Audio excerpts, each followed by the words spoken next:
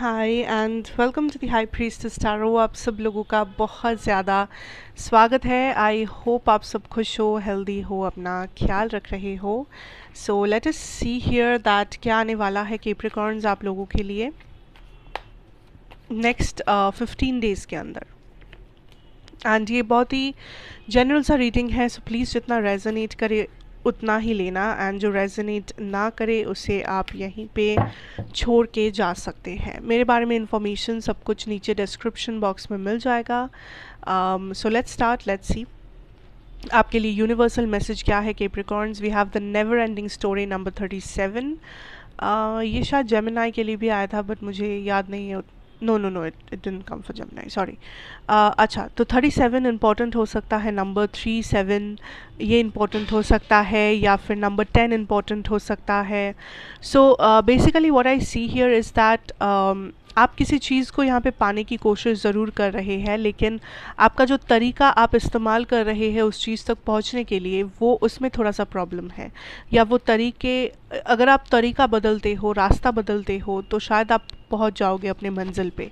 सो आप बहुत ज़्यादा स्ट्रेस्ड इस वजह से हो क्योंकि आप बहुत ज़्यादा हार्डवर्क दे रहे हो, आप अपने आप अपने साइड से पूरा कोशिश कर रहे हो, लेकिन आपको अपना पसंदीदा रिज़ल्ट नहीं मिल रहा, आप उस मुकाम तक पहुंच नहीं पा रहे हो। सो यूनिवर्स इज सेइंग इसमें हाल मत छोड़ो या इतना होपलेस या एंग्शियस मत हो जाओ, क्योंकि आप जिस तरीका या आप जिस रास्ते से जा रहे हो वो रास्ता या तरीका बदलो।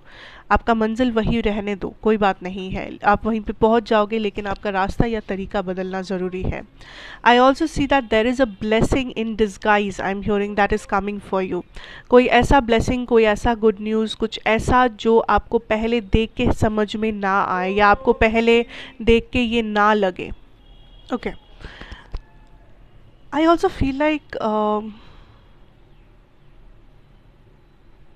ये जो भी ब्लेसिंग है in disguise, this is something जो बहुत ही जल्दी आपके सामने आएगा, मे बी इस 15 दिनों में। एंड जब ये आपके सामने आए, आपको पहले ही समझ में शायद ना आए, लेकिन धीरे धीरे आप देखोगे दैट आपकी लाइफ में ये ब्लेसिंग कैसे चेंज लेके आता है, कैसे ट्रांसफॉर्मेशन लेके आता है।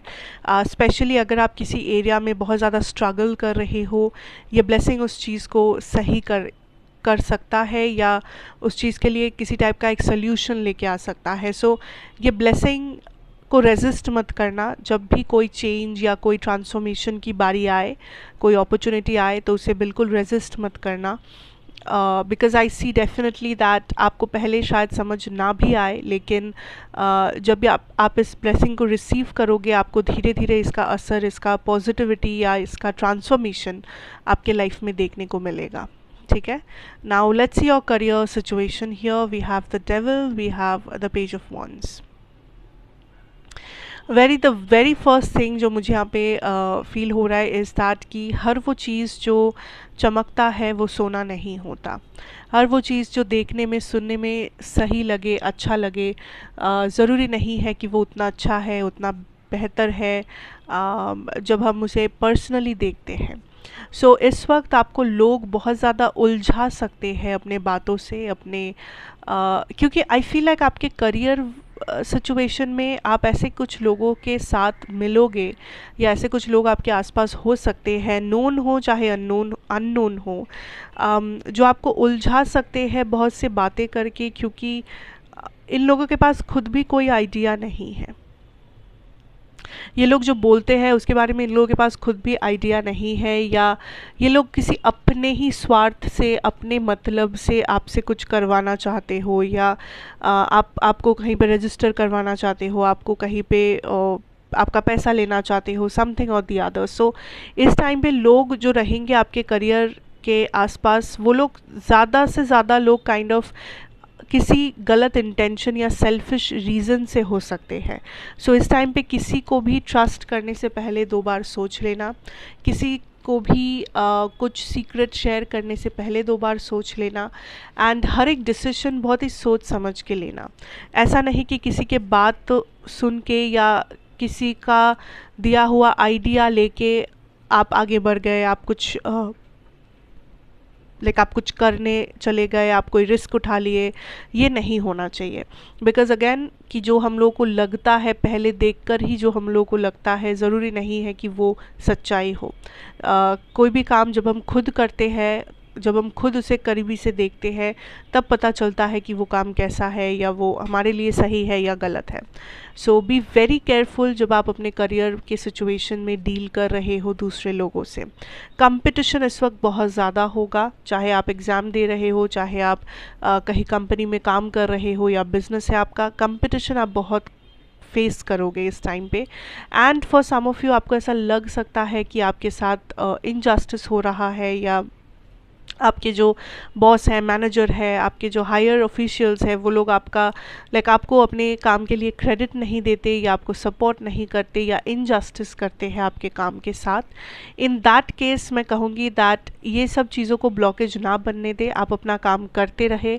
फॉर सम ऑफ यू अगर आपको लग रहा है कि आपको जॉब चेंज चाहिए या आपको कुछ चेंज करना है आपके करियर में, तो आप धीरे धीरे उस चेंज की तरफ बढ़ सकते हो, एकदम से नहीं, लेकिन सही इन्फॉर्मेशन के साथ, सही नॉलेज के साथ धीरे धीरे इवेंचुअली आप वो चेंज लेके आ सकते हो अपनी लाइफ में। सो कहीं पे भी स्टक या लिमिटेड मत रहना। ऐसा नहीं है कि आपको डर के एक ही काम करते जाना है, नहीं, आप बिल्कुल कुछ नया कर सकते हो, आप बिल्कुल आगे बढ़ सकते हो, आप बिल्कुल अपने आइडियाज़ को काम पे लगा सकते हो, लेकिन जो भी करो अपने आप में श्योर होके करना, ठीक है? किसी और के बातों से नहीं, या कहीं पे भी आप कुछ लाइक जल्दबाजी में मत करने जाना कि जस्ट मुझे एक चीज़ दिख गया या मुझे एक चीज़ के बारे में पता लग गया तो अब मुझे वो चीज़ करना है, ये नहीं होना चाहिए। अगर आपके पास पूरा नॉलेज है, आपके पास पूरा अंडरस्टैंडिंग है कि वो काम कैसा है, आप कर सकते हो, आपको करने का मन है या नहीं, आप उतना पूरा चीज़ कर पाओगे या नहीं, तभी जाके उस चीज़ में इन्वेस्ट करना अपना समय, अपना पैसा, अपना सब कुछ, ठीक है? Not before that. For some of you कोई कम्युनिकेशन आने वाला है, कोई मेल, कोई official letter, application, appointment, something, कुछ कम्युनिकेशन आप रिसीव करोगे जो काइंड ऑफ आपको एक बूस्ट ऑफ एनर्जी दे सकता है, जो आपको kind of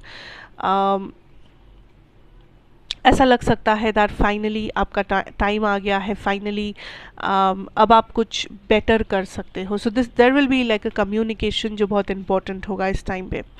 okay, so love में देखते हैं the knight of wands we have and the six of cups energy. Oh Capricorns, I feel like आप काइंड ऑफ इस वक्त उस लाइट हार्टेड एनर्जी में हो एंड आप काइंड ऑफ थोड़े से नॉन कमिटल हो। नॉन कमिटल भी नहीं कहना चाहिए, आप काइंड ऑफ अपने जोन में हो, मैं कहूँगी अपने जोन में हो, एंड आप एक माइंड सेट के साथ आगे बढ़ रहे हो जहाँ पे आप अपने पास्ट से कुछ लेसन्स आपने सीखा है।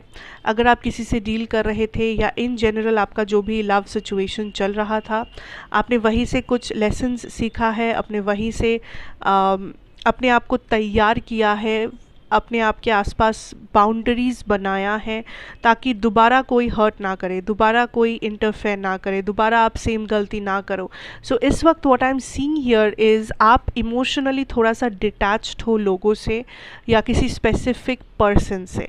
ओवरऑल आपका लव सिचुएशन आपके साइड से उतना ज़्यादा एक्टिव नहीं रहेगा या आप खुद उतना ज़्यादा इसमें लाइक मसाले नहीं देने वाले हो।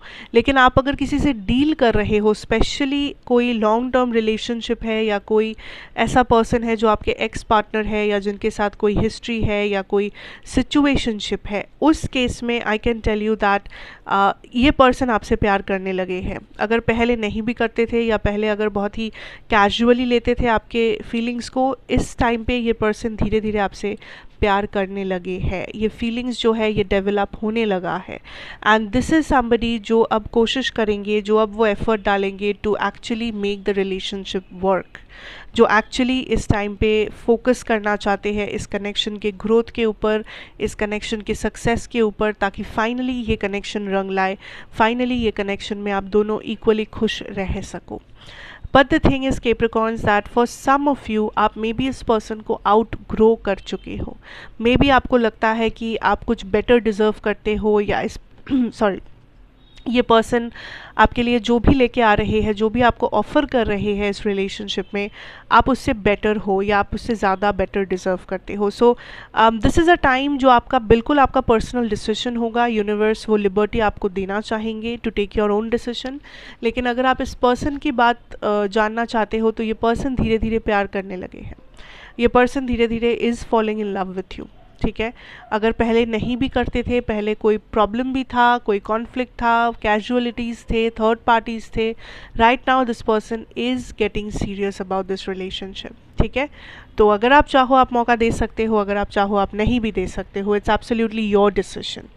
सो that is what I have for you guys. Thank you so much for watching. अच्छा लगा हो तो मुझे ज़रूर बताना, like, comment and subscribe if you are new here. मैं आपसे फिर मिलूंगी एक और रीडिंग के साथ। Till then take care and good bye.